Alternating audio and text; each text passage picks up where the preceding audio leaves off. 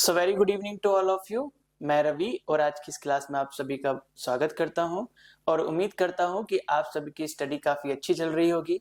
मुझे लगता है कि काफी सारे स्टूडेंट्स के प्री बोर्ड भी स्टार्ट हो गए हैं, है ना? तो काफी ज्यादा प्रेशर भी होगा, लेकिन यही संघर्ष का टाइम है आप लोगों का, और जितना संघर्ष आप अभी कर लेंगे उतना अच्छा परिणाम भी आपको देखने के लिए मिलेगा। और किसी ने बहुत ठीक ही कहा है कि राह संघर्ष की जो चलता है वही संसार को बदलता है।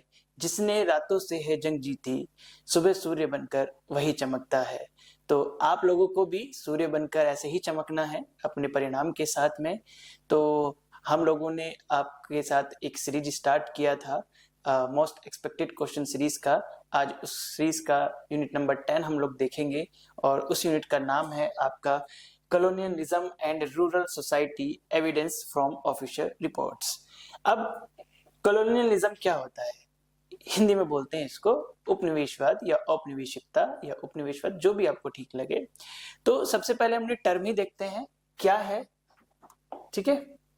और ये चैप्टर आपके बोर्ड प्लस सीयूटी दोनों के लिए ही इम्पोर्टेंट भी है, ठीक है। काफी ज्यादा यहाँ से पूछने की संभावना भी रहती है, तो हर तरीके का क्वेश्चन हम लोग यहाँ पर देखेंगे। तो सबसे पहले देखते हैं कि कॉलोनियलिज्म या उपनिवेशिकता क्या है। किसी को आइडिया? Anybody else? किसी ने सुना हो? हाँ बताइए। ठीक है, तो कॉलोनियलिज्म या उपनिवेशिकता क्या होता है? एक ऐसा सिस्टम है या एक ऐसी व्यवस्था है जिसमें एक कंट्री दूसरी कंट्री पर पॉलिटिकल, इकोनॉमिक एंड सोशल तरीके से कंट्रोल स्टैब्लिश करता है, और उस जिस पर कंट्रोल स्टैब्लिश किया जाता है उस कंट्री को अपने ही हित में उसका यूज करता है, या चाहे वो श्रम के लिए हो या मार्केट के लिए हो, हर तरह से। तो एक राष्ट्र, सिंपल भाषा में अगर हम बात करें तो एक राष्ट्र दूसरे राष्ट्र का अपने हित के लिए, दूसरे राष्ट्र को अपने हित के लिए प्रयोग करता है। तो इसी को क्या बोलते हैं? उपनिवेशवाद या कॉलोनियलिज्म, ठीक है।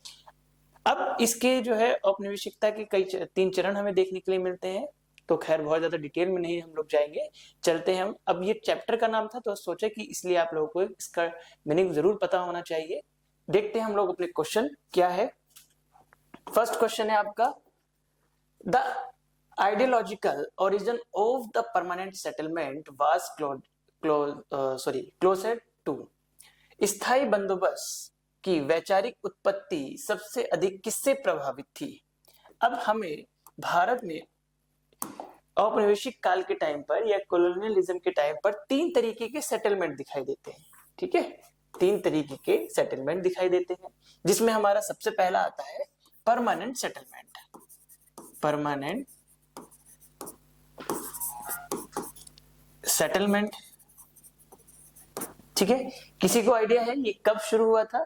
अब यहाँ पे परमानेंट सेटलमेंट की बात आई है तो हम इससे रिलेटेड कुछ फैक्ट भी देख लेते हैं, ठीक है। 3 तरीके के सेटलमेंट लेके आए गए थे औपनिवेशिक टाइम पीरियड में। तो पहला है आपका परमानेंट सेटलमेंट, और इसकी स्टार्टिंग किसने की थी? किसी को आइडिया? 1793 में लॉर्ड कॉर्नवालिस ने, ठीक है। कॉर्नवालिस, ठीक है। दूसरा था आपका रैयतवाड़ी, ठीक है। ये कौन लेके आया था? टॉमस मुनरो के द्वारा स्टैब्लिश किया गया था। तीसरा था महलवाड़ी। ये किसके द्वारा? किसी को आइडिया? मार्टिन बर्ड,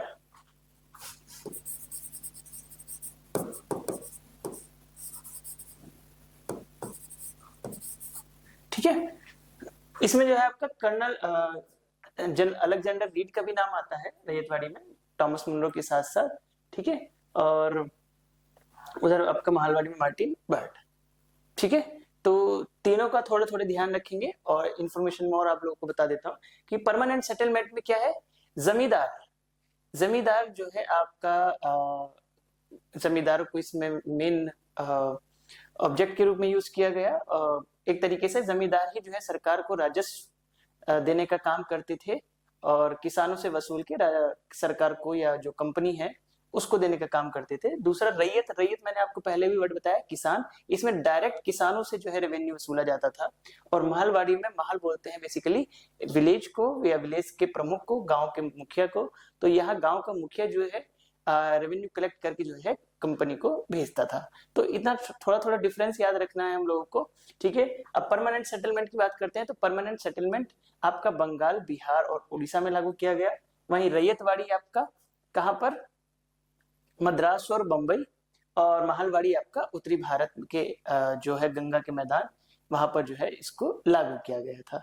तो थोड़ा सा जनरल इंफॉर्मेशन हम लोगों को पता होना चाहिए, ठीक है। तो परमानेंट सेटलमेंट की यहाँ बात कर रहे थे, तो क्या है क्वेश्चन परमानेंट सेटलमेंट के ऊपर कि स्थायी बंदोबस्त या परमानेंट सेटलमेंट की वैचारिक उत्पत्ति सबसे अधिक किससे प्रभावित थी, ठीक है, किससे थी। फर्स्ट स्टेटमेंट दिया हुआ है मर्केंटाइलिस्ट बिलीफ इन ट्रेड कंट्रोल, व्यापार नियंत्रण पर केंद्रित मर्केंटाइलिस्ट विचारधारा से थी।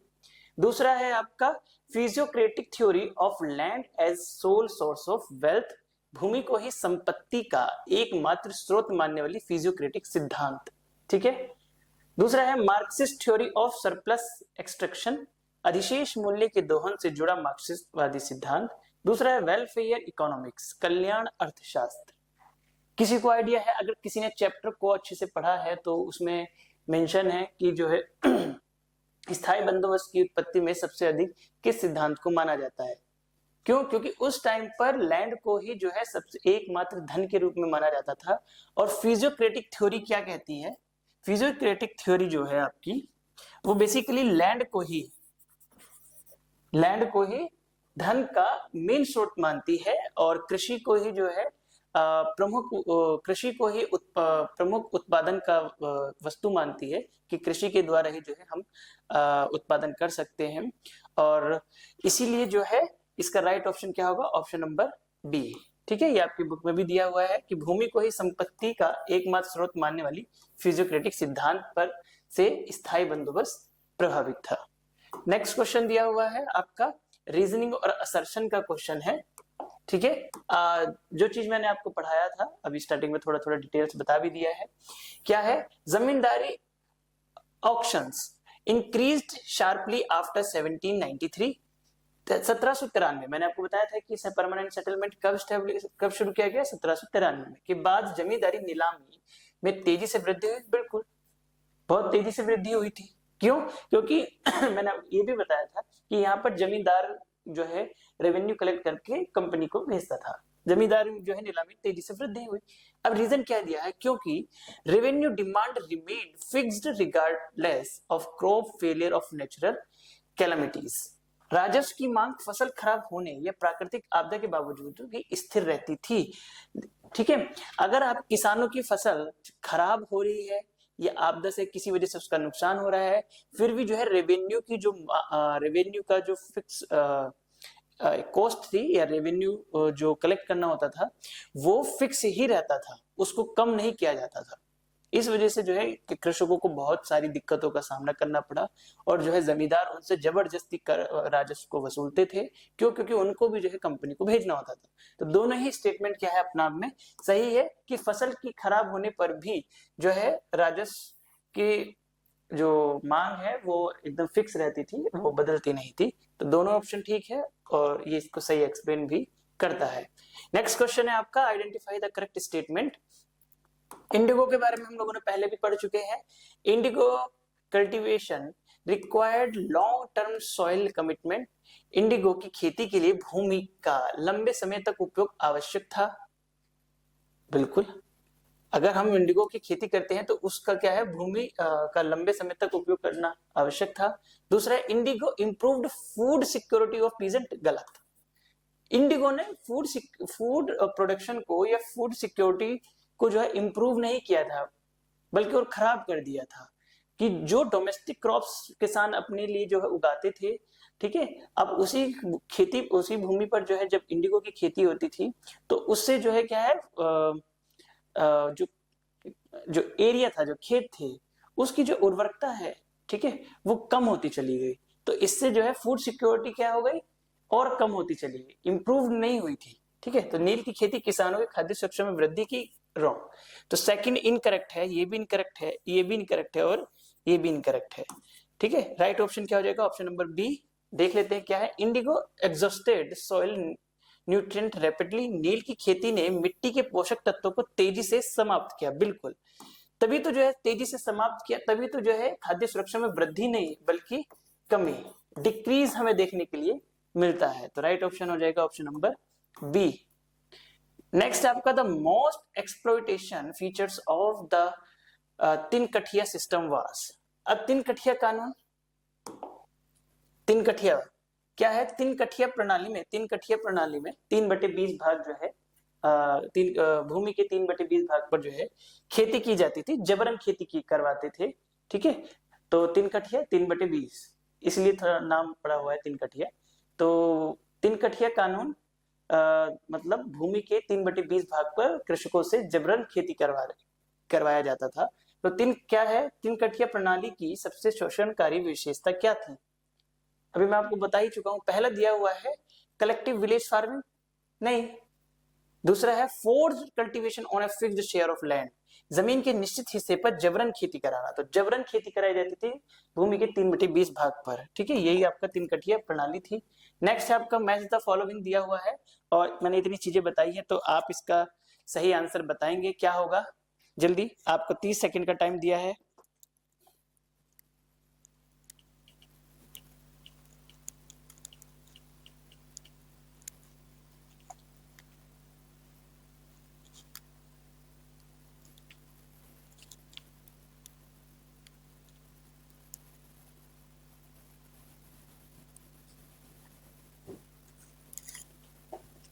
सही ऑप्शन क्या होगा बोलो? ए, ऑप्शन नंबर ए। क्या है? अभी जस्ट पढ़ा है वो परमानेंट सेटलमेंट। परमानेंट सेटलमेंट में क्या था? जमींदार जो है रेवेन्यू कलेक्ट करके जो है भेजते थे। तो परमानेंट ट्रांसफर जमींदारी राइट्स, तो ए मिलेगा सेकंड से, ए सेकंड से दो में दिया है। चलो, फिर है आपका रैयतवाड़ी। रैयतवाड़ी में क्या था कि रैयत जो है डायरेक्ट, मतलब किसान डायरेक्ट जो है रेवेन्यू भेजते थे। तो बी मिलेगा आपका फर्स्ट से, और सी मिलेगा आपका गांव से, महलवाड़ी से। ठीक है, तो राइट ऑप्शन हो जाएगा ऑप्शन नंबर ए। नेक्स्ट आपका the legal shift that converted land into a saleable commodity was brought by. भूमि को एक क्रय विक्रय योग्य वस्तु में बदलने वाला कानूनी परिवर्तन किसके द्वारा लाया गया था? बोलो, किसके द्वारा लाया गया था? अभी मैं आपको ऑलरेडी बता चुका हूं इतना सारी चीजें। ठीक है, किसके द्वारा लाया गया था? भूमि को एक क्रय विक्रय योग्य वस्तु में बदलने वाला कानूनी परिवर्तन किसके द्वारा लाया गया था? आपका परमानेंट सेटलमेंट के बारे में। जब से परमानेंट सेटलमेंट के बारे में ऑलरेडी कई सारे क्वेश्चन देख चुके हैं। ठीक है, तो राइट ऑप्शन हो जाएगा option number B. Next question है आपका रीजनिंग असर्शन का है। The ryot remain legally weaker than zamindars under colonial rules. औपनिवेशिक शासन के दौरान रैयत मतलब किसान लोग कानूनी रूप से जमींदारों की तुलना में कमजोर है। बिल्कुल भाई, जमींदार लोग किसानों से जबरदस्ती खेती करवाते थे, चाहे वो उनकी फसल बेचारों की खराब हो गई हो आपदा की वजह से, सूखा पड़ने की वजह से, किसी और कारणवश, उसे जबरदस्ती जो है रेवेन्यू कलेक्ट करते थे। ठीक है, तो सीधी सी बात है किसानों की जो हालत थी वो जमींदारों की तुलना में कमजोर ही रही थी। कारण क्या दिया हुआ है? Colonial law prioritise contract enforcement over social justice. औपनिवेशिक कानून ने सामाजिक न्याय की अपेक्षा अनुबंध कॉन्ट्रैक्ट के पालन को अधिक महत्व दिया। बिल्कुल, कानून ने सामाजिक न्याय की जगह जो है कॉन्ट्रैक्ट, अनुबंध, जो कॉन्ट्रैक्ट किया गया था कि हाँ जो है जमींदारों को इनसे रेवेन्यू कलेक्ट करना है और कंपनी को भेजना है, तो उन्होंने सामाजिक समानता को ना देखते हुए बल्कि कॉन्ट्रैक्ट को प्रायोरिटी दी। ठीक है, लिखा हुआ है ना प्रायोरिटाइज, प्रायोरिटी दी, प्रायोरिटी, प्रायोरिटी देना समझते हैं आप लोग? समझेंगे, धीरे धीरे समझेंगे। जब आपकी जिंदगी में कुछ नया होगा, कुछ बहारें आएंगी, तो फिर देखते हैं आप किसको प्रायोरिटी देते हो। तब भी जो है अपनी पढ़ाई को दोगे या किसी और को दोगे, ये तुम्हारा डिसीजन होगा। तो प्रायोरिटी वर्ड अभी और समझ में आएगा आगे चल के। ठीक है, तो अभी हमारा टॉपिक नहीं है, हम लोग टॉपिक पे चलते हैं। तो दोनों ही स्टेटमेंट सही है और ये इसकी करेक्ट एक्सप्लेनेशन भी करता है। नेक्स्ट है आपका the Champaran movement exposed exploitation under which economic structure. Champaran आंदोलन ने किस आर्थिक संरचना के अंतर्गत हो रहे शोषण को उजागर किया? अब जब चंपारण आंदोलन की बात आती है तो थोड़ा सा इससे रिलेटेड हम लोग फैक्ट भी देख लेते हैं। गांधी जी जब दक्षिण अफ्रीका से भारत वापस आए 1915 में, तो उनके द्वारा चलाया गया सबसे पहला मूवमेंट भी यही था जो कि 1917 में चलाया गया था। ठीक है, तो ये भी ध्यान रखना है कि चंपारण जो आंदोलन है 1917 में महात्मा गांधी के द्वारा चलाया गया था। तो क्या है कि किस आर्थिक संरचना के अंतर्गत हो रहे शोषण को उजागर किया था? अब बोलो, चंपारण आंदोलन किसी ने पढ़ा है? पढ़ा है तो बताओ क्या होगा चंपारण?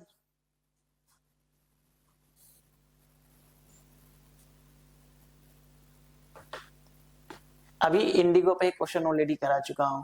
हम लोग इतनी देर से क्या पढ़ रहे हैं? Indigo Indigo Indigo. देखो कहां है ऑप्शन में Indigo. Indigo plantation advance system, Indigo बागान अग्रिम ऋण प्रणाली। क्या है? इंडिगो की जबरन खेती करवाई जा रही थी। ठीक है, इसी के विरोध में जो है आपका चंपारण आंदोलन किया गया था। कब? 1917 में इसका। ठीक है, और फिर आके जो है महात्मा गांधी ने इसके विरुद्ध आंदोलन शुरू किया 1917 में। ठीक है, नेक्स्ट क्वेश्चन क्या है आपका? The biggest contradiction of colonial agrarian policy ले बिटवीन, औपनिवेशिक कृषि नीति का सबसे बड़ा विरोधाभास किसके बीच था? The biggest contradiction of colonial agrarian policy bye ले बिटवीन, औपनिवेशिक कृषि नीति का सबसे बड़ा विरोधाभास किसके बीच था? बोलो किसके बीच था? तब से अभी हम लोग इसमें सारे सेटलमेंट में हमें किस चीज के बारे में देखने के लिए मिल रहा है? रेवेन्यू। रेवेन्यू देखो, थोड़ा बहुत भी लॉजिक लगाओगे तो आंसर निकल के आ जाएगा। सबसे बड़ा औपनिवेशिक कृषि नीति। अब कृषि नीति है, ठीक है, अग्रेरियन पॉलिसी है। अब अग्रेरियन पॉलिसी कहीं ना कहीं आपके रेवेन्यू से रिलेटेड है और पीजेंट से, तो राइट ऑप्शन क्या हो जाएगा? Revenue stability and peasant subsistence. Next question है आपका question number 10। The above illustration was published in the illustrated London news on. ऊपर दिया गया चित्र, आप लोगों को एक फोटोग्राफ दिख रहा होगा, दिया गया चित्र इलस्ट्रेटेड लंदन न्यूज में किस तारीख को प्रकाशित हुआ था? अब इस तरीके का क्वेश्चन देखो, ये फोटोग्राफ बेस्ड है और कई बार आपके बोर्ड में भी इस तरीके के क्वेश्चन पूछा गया है और सीयूटी में भी एक आध बार, तो इसीलिए इस क्वेश्चन को ऐड किया गया है। ये फोटोग्राफ बेसिकली आपके इस चैप्टर का जो फर्स्ट पेज है, फर्स्ट पेज पर फिगर नंबर 9.1 आप लोग चाहे जाके देख सकते हैं, वहीं से उठाया गया है। तो मैं इसके क्वेश्चन को आप लोगों से बोल नहीं रहा हूँ कि, लेकिन हाँ ऐसे क्वेश्चंस को थोड़ा सा ध्यान रखना है जब भी आप चैप्टर को पढ़ रहे हैं। तो कुछ फोटोग्राफ जो फेमस फोटोग्राफ्स हैं उनको देख के जाइए जरूर, कई बार क्वेश्चन पूछ लेता है। तो इसका राइट ऑप्शन है आपका ऑप्शन नंबर बी। ठीक है, इसमें कुछ देखो, तो ऐसे क्वेश्चन में जो आपको बिल्कुल फैक्चुअल है उस पर तुक्का नहीं मारना है बिल्कुल। ठीक है, आपको पता है तो ही टिक करिए, वरना आपका और माइनस पहुंच जाएगा नंबर। ठीक है, नेक्स्ट क्वेश्चन है आपका रीजनिंग असर्शन का है। क्या है? Indigo rebellion represented moral resistance as much as economic resistance. नील विद्रोह नैतिक प्रतिरोध के साथ साथ आर्थिक प्रतिरोध भी था। क्यों? बिल्कुल था, क्योंकि उसने जो है, जो किसान लोग थे उनकी जीविका को प्रभावित किया था। ठीक है, तो आपकी ये नैतिक प्रतिरोध के साथ साथ आर्थिक प्रतिरोध भी था। नेक्स्ट क्या दिया है? रीजन क्या दिया हुआ है? क्योंकि planters used illegal detention and physical violence. नील बागान मालिक अवैध कैद और शारीरिक हिंसा का उपयोग करते थे। बिल्कुल, दोनों ही सही है। जबरन जो है किसानों से खेती कराते थे, उनको कैद कर करके। ठीक है, तो जबरन जब खेती कराएंगे तो सीधी सी बात है, एक तो उनके पास बेचारे खाने के लिए नहीं हो पाएगा उतना, जहां वो अपनी डोमेस्टिक प्रोडक्शन करते थे वहां पर उनको जो है क्रैश क्रॉप्स को प्रोडक्शन करना है। ठीक है, तो आर्थिक प्रतिरोध भी था। ठीक है, और उनको जबरदस्ती उनसे खेती कराया जाता था कैद कर करके। तो दोनों ही स्टेटमेंट अपने आप में सही है और वो सही एक्सप्लेन भी करता है। नेक्स्ट है आपका which colonial revenue system weakened village solidarity the most. किस औपनिवेशिक राजस्व प्रणाली ने ग्रामीण एकता को सबसे अधिक कमजोर किया? किसने किया था? अब बताओ, ग्रामीण एकता को सबसे अधिक कमजोर किसने किया था?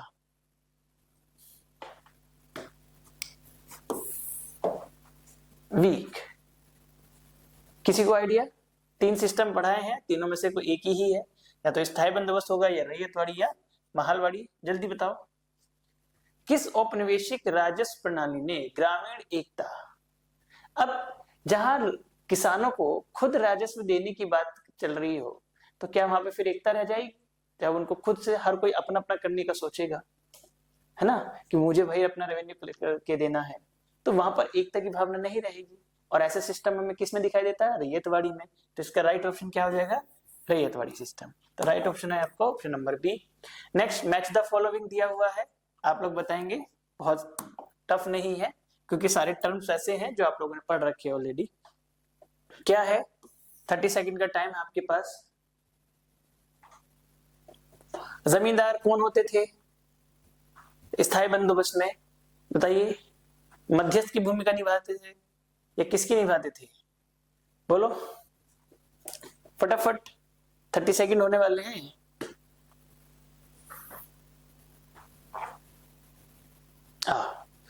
रैयत क्या थे? रैयत कौन होते थे? कृषक। मैंने आपको ऑलरेडी पहले भी बताया हुआ है रैयत के बारे में।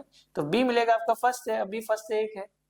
अगर आपको बहुत कंफ्यूजन भी हो रहा है तो आपको रैयत तो मैं ऑलरेडी बता चुका हूँ ना इससे प्रीवियस लेक्चर में भी, कि रैयत कौन होते हैं? रैयत बेसिकली किसान लोग या कृषक लोग। बी आपका फर्स्ट है, राइट ऑप्शन हो जाएगा ए। जमींदार कौन होते थे आपके? मध्यस्थ, रेवेन्यू इंटरमीडिएटरी। प्लांटर कौन होते थे? निर्यात फसल निर्यंतक। ठीक है, तो ऐसा एलिमिनेट करके आंसर निकालना है तुरंत। नेक्स्ट क्वेश्चन दिया है, the colonial courts generally favoured planters because. औपनिवेशिक अदालतें जनरली प्लांटर्स के पक्ष में क्यों रहती थी? बताओ, जितनी भी कॉलोनियल कोर्ट्स थी वो प्लांटर्स के पक्ष में क्यों रहती थी? क्यों रहती थी? किसी को आइडिया? चैप्टर आप लोगों ने पढ़ा है ना, इतना उम्मीद तो मैं आप लोगों से कर ही सकता हूँ।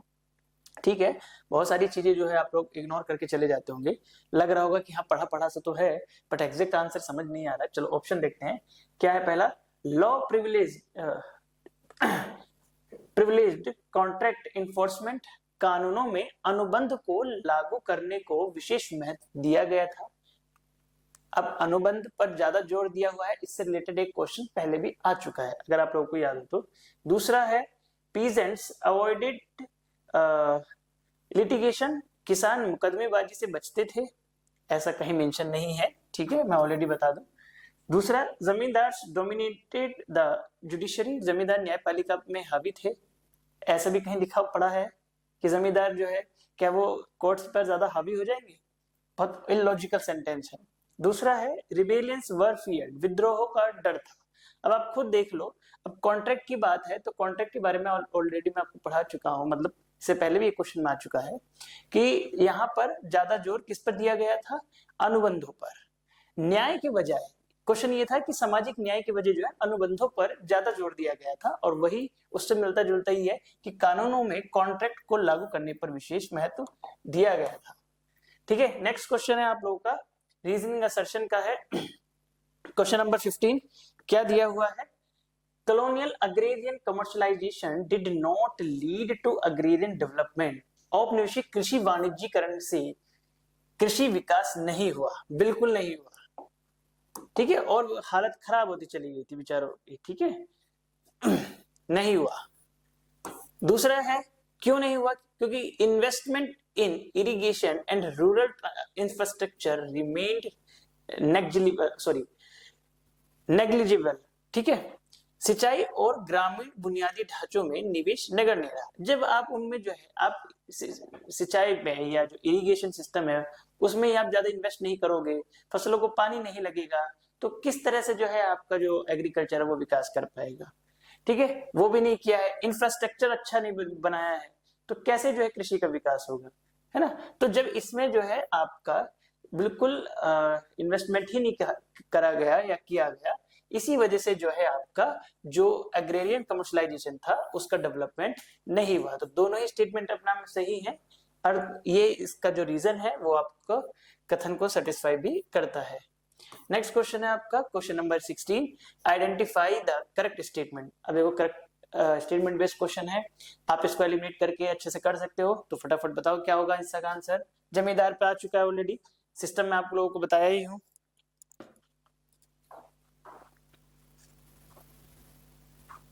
बोलो। Zamindars became intermediaries between peasant and state. देखो इसके बारे में जो है अगर किसी ने भी गलत बताया तो अच्छा नहीं होगा, क्योंकि जस्ट अभी मैचिंग के क्वेश्चन में इससे लिखा हुआ था, ठीक है, कि जमींदार जो है एक मध्यस्थ की भूमिका निभाते थे। तो बिल्कुल आपका ये फर्स्ट स्टेटमेंट करेक्ट है।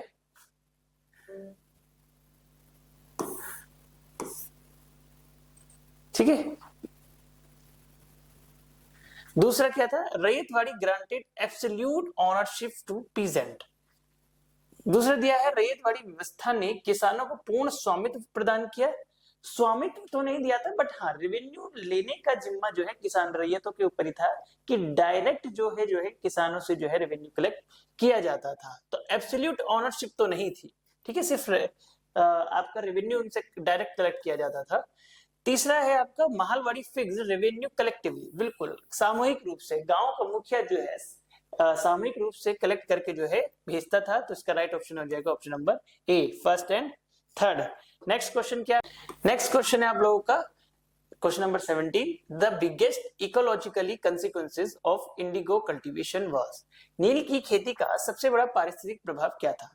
आप लोगों को पता होगा कि नील की खेती करने के बाद जो खेत की मिट्टी होती है उसकी जो उर्वरक क्षमता होती है, ठीक है, वो कम हो जाती है। दूसरा उसके जो पोषक तत्व है उसमें भी जो है क्या आता है आपका कमी होती है, ठीक है। इसी वजह से जो है किसान नील की खेती करने से मना करते थे, लेकिन फिर भी उनसे जो है ब्रिटिशर्स जबरदस्ती नील की खेती करवाते थे।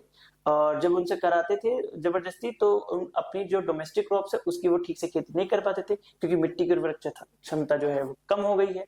तो डोमेस्टिक क्रॉप भी कैसे हो पाएगी, है ना। तो इसी वजह से जो है उनका जो जीवन था काफी ज्यादा प्रभावित होता था इससे। तो इसका राइट ऑप्शन क्या होगा, आप लोग बता दीजिए।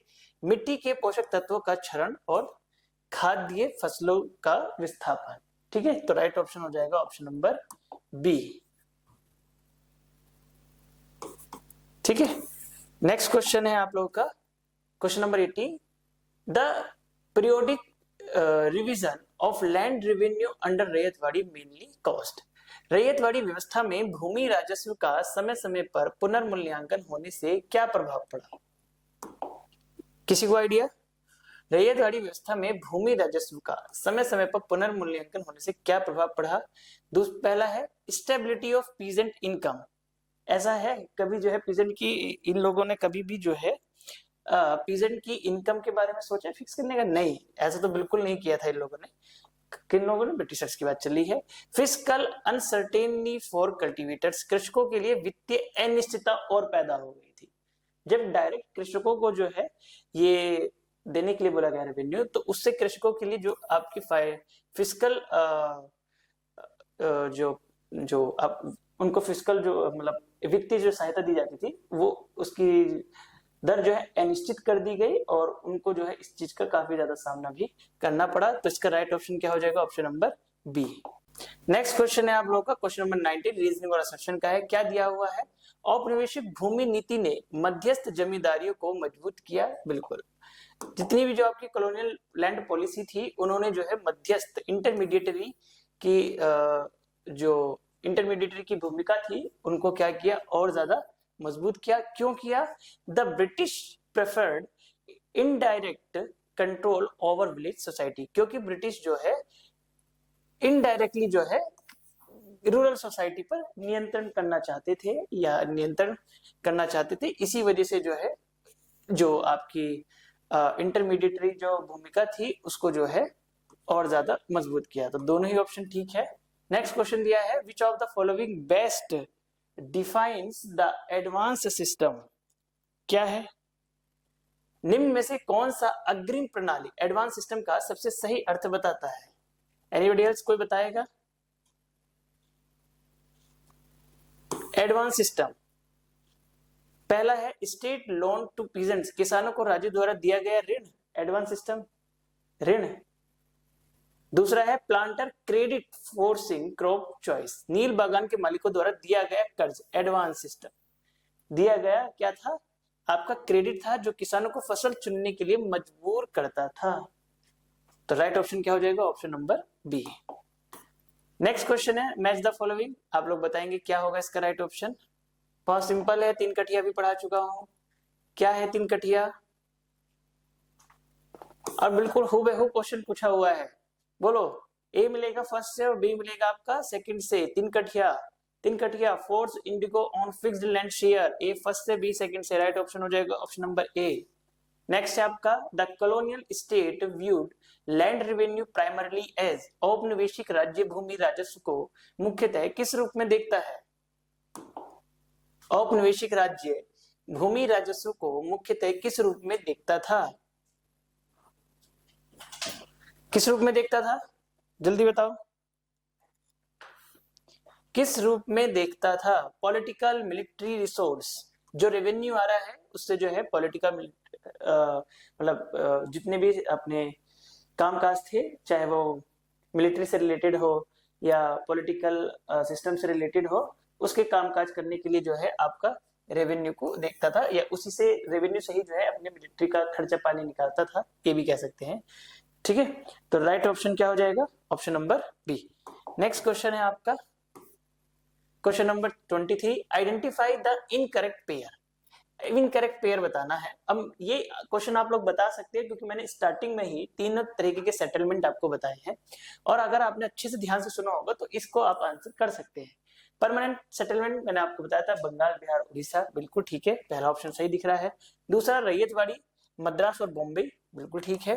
तीसरा है महालवाड़ी, ईस्टर्न बंगाल दिया है, जबकि उत्तरी भारत, ठीक है, उत्तरी भारत के जो मैदान, गंगा के मैदानी भाग है, वहां पर जो है इसको शुरू किया गया था, और नील विद्रोह तो बंगाल में था, किया ही गया था। तो राइट ऑप्शन हो जाएगा ऑप्शन नंबर सी। और ये आपका लास्ट क्वेश्चन है आज का। क्या है? The ultimate structural outcome of colonial agrarian policy was. औपनिवेशिक कृषि नीति का अंतिम संरचनात्मक परिणाम क्या था? लास्ट क्वेश्चन है और मैं उम्मीद करता हूं कि आप लोग इसका आंसर जरूर बताएंगे। क्या होगा?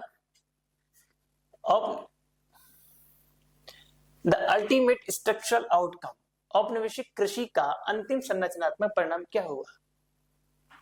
औपनिवेशिक कृषि नीति का परिणाम क्या हुआ था? जब किसानों से खेती कराते थे तो किसानों के बीच में क्या है? असमानता जनरेट हुई। ठीक है, डिपेंडेंट एग्रेरियन इनइक्वालिटी, इनइक्वालिटी जो है समाज में कृषकों के बीच पैदा हो गई। तो राइट ऑप्शन हो जाएगा ऑप्शन नंबर सी। तो ये आपका यूनिट नंबर 10 जो यूजीसी एनटीए के द्वारा जो आपका सिलेबस डिसाइड किया गया है उसके अकॉर्डिंग ये यूनिट नंबर 10 था, जिससे रिलेटेड हमने कुछ एक्सपेक्टेड क्वेश्चन देखे। अगली क्लास में हम लोग अगले यूनिट के साथ मिलेंगे। आज के लिए इतना ही। Thank you.